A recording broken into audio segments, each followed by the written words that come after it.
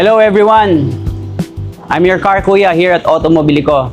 I'm here to give you tips how to drive in flooded waters. Maraming sasakyan ang nasisira dahil sa pagdadrive mo sa mga nabahang lugar. Paano mo iiwasan to at ano ang gagawin mo?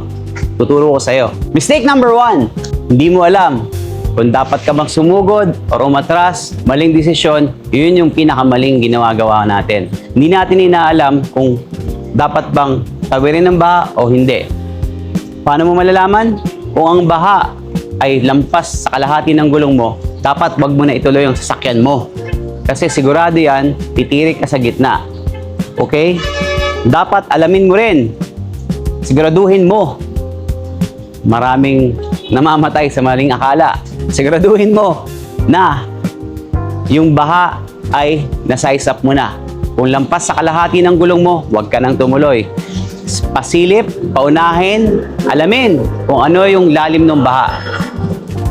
Mistake number 2, masyado kang mabilis. Sigurado ka na nakalahati lang ng gulong mo yung baha. Oo, kaya yan ng kotse mo. Pero, pag inararo mo yan at binilisan mo, sigurado pasok lahat ng tubig sa front grille mo. Mistake number 3, oo, nasa baha ka na, lampas kalahati na ngayon yung tubig. So, dapat, anong gagawin mo?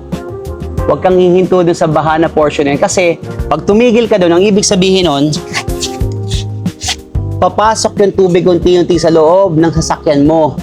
Hanggat maaari, dahan-dahan, swabe lang, lumabas ka doon ng tamang-tama lang yung speed mo. Kesa yung ibabad mo yung kotse mo ron at tumigil ka, patay kang bata ka.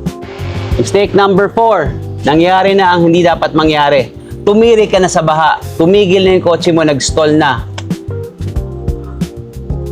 Huwag mo nang start yung kotse mo ulit, please. Magpa-tow truck ka na.